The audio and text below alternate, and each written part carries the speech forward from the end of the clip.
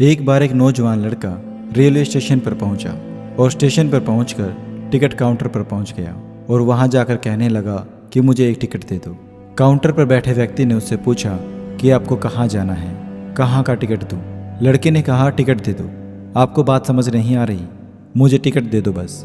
Counter पर बैठे व्यक्ति ने सोचा शायद यह दिमाग से थोड़ा खिसका हुआ है, इसलिए इस प्रकार की बातें कर रहा है। काउंटर पर बैठे व्यक्ति ने फिर से पूछा कि अरे भाई, आपको जाना कहाँ है, टिकट कहाँ की चाहिए।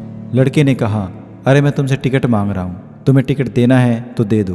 अब काउंटर पर बैठे व्यक्ति को थोड़ा सा गुस्सा आ गया और उसने उस व्यक्ति को भगा दिया और कहा पीछे बहुत सारे लोग खड़े हैं, तुम यहाँ से चले जाओ वरना मैं पुलिस को बुला लूँगा। वो लड़का थोड़ा सा गुस्सा होकर वहाँ से चला जाता है और उसके बाद वो एक प्लेटफार्म पर आ जाता है और किसी भी ट्रेन का इंतजार कर रहा होता है। अब थोड़ी देर के बाद वहाँ पर एक ट्रेन आ जाती है। अब सभी लोग उस ट्रेन में चढ़ने लग जाते हैं और वह लड़का भी उस ट्रेन में चढ़ जाता है। अब मैं आपसे एक प्रश्न पूछता हूँ, आप बताइए कि वह लड़का कहाँ पर पहुँचेगा। क्या वह वास्तव में वहाँ पर पहुँचेगा जहाँ पर उसे जाना है, या फिर वो वहाँ पहुँचेगा जहाँ पर वो ट्रेन उसे ले जाएगी? जी हाँ, आप सही सोच रहे हैं, वह वहाँ पर जाएगा जहाँ पर वो ट्रेन उसे लेकर जाएगी। अब आप भी अपने आप से पूछ कर देखिए, क्या आप भी बिना लक्ष्य वाली ट्रेन में सफ़र तो नहीं कर रहे?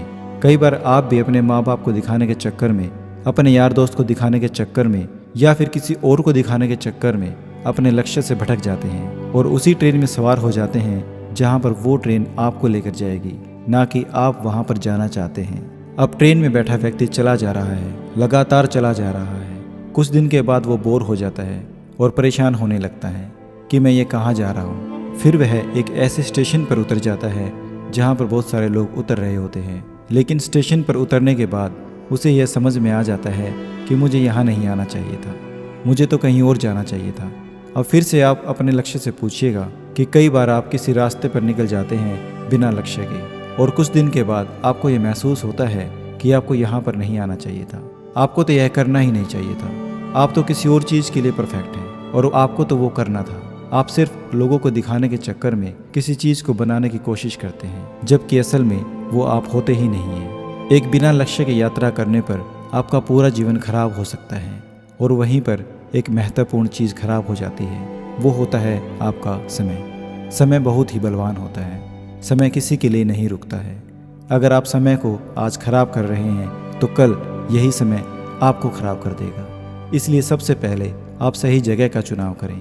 आपको कहाँ जाना है, कहाँ रहना है, क्या करना है, किस समय पर क्या करना चाहिए आपको। और भी लक्ष्य हो सकते हैं मगर समय बहुत महत्वपूर्ण है।